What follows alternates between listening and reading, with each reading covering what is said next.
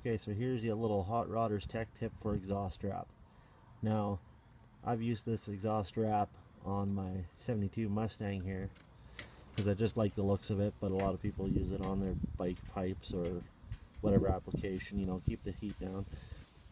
I also happen to use my car to go down trails and such because it's kind of a off-roader Stang. Now, I've come across a situation where I've bottomed out the car and the exhaust wrap is torn off.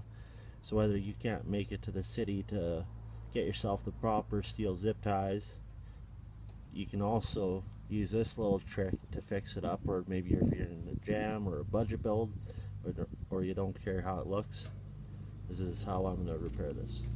Yeah, as you can see, I bottomed out the car and, you know, tore up the exhaust wrap.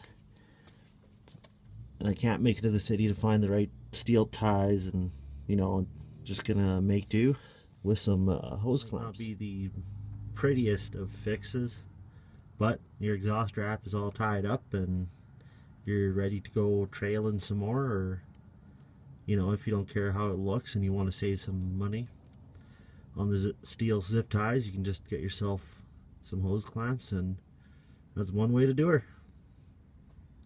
You guys have yourselves a good one.